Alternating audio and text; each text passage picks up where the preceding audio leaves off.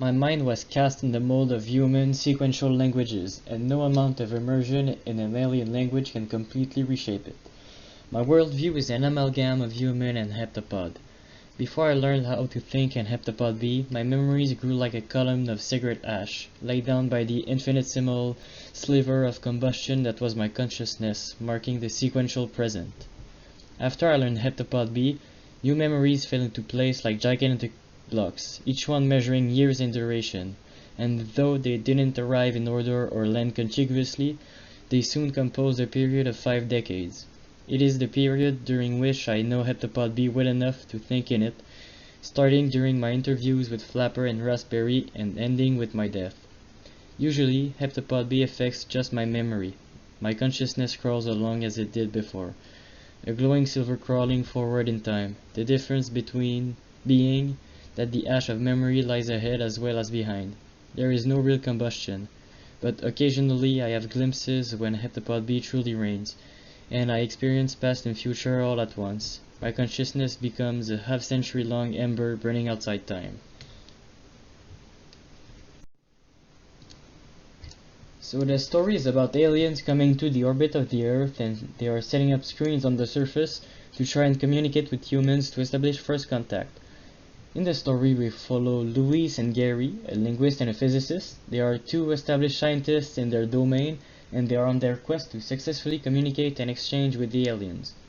Along the way, Louise understands more and more their language, and she starts to think in it. This is caused by what we call the Sapir-Whorf hypothesis, where once you learn a language, you start to think in it. So with that, she starts to have visions of the past, the present, and the future, just like the heptapods do, because now she speaks their language, so she also thinks like them. And she also starts seeing a future where she has a kid that will die prematurely, about the age of 25. She'll die of a rock climbing accident, but Louise still decides to follow that path and embrace every moment of it, even though she knows that in the end there will be suffering, because she'll lose her only child and her husband on the way too. The story brings a critical view on communication systems, especially the human one. In the story of your life, Ted Chiang demonstrates the limits of human communication.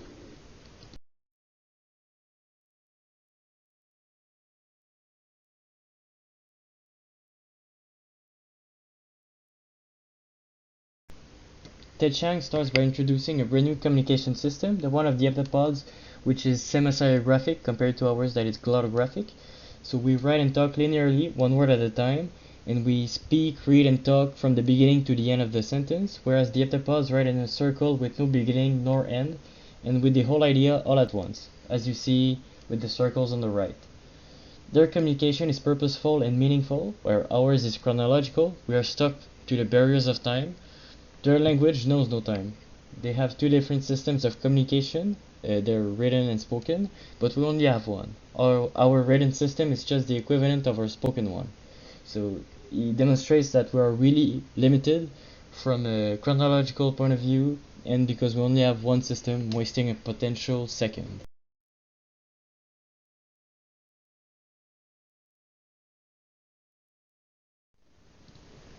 So the story also brings up the Sapir-Whorf hypothesis that states that the language we speak shapes our thoughts and actions.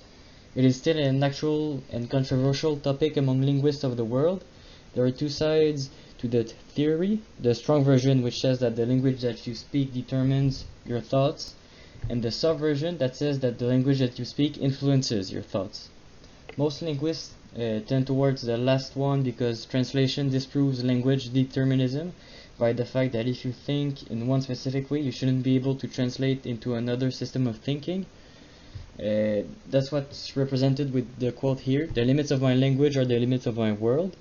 So if you think in one language, you think in one way, so you shouldn't be able to translate into another language because it's another way of thinking. So you would like shift between the two, and it's not really possible.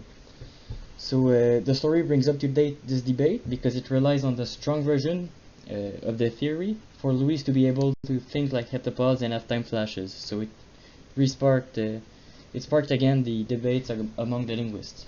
So communication has always been and always will be an important matter. Language is the foundation of civilization. It is the glue that holds a people together. It is the first weapon drawn in a conflict. This quote is made by Louise Banks, the linguist in Arrival, the movie adaptation of the story of her life. So, as represented by the quote, communication has a super important impact on humanity, and it is still actual to this day, notably because of the rise of the internet. And with everybody behind their screen, it is more and more important to communicate well, because you don't have the visual that comes with it anymore. So you don't speak face to face with a person, so you don't have the physical hints, and it's making it more difficult to have a good interpretation of what he is saying. So now more than ever, the limits of our communication are visible, and a lot of things can be misinterpreted, leading to false information and conflicts based on misinterpretation. Do you think that the rise of the internet will bring more conflicts, or will it unite humanity for once? Thank you, Mr. Pierre, for the session, and happy holidays!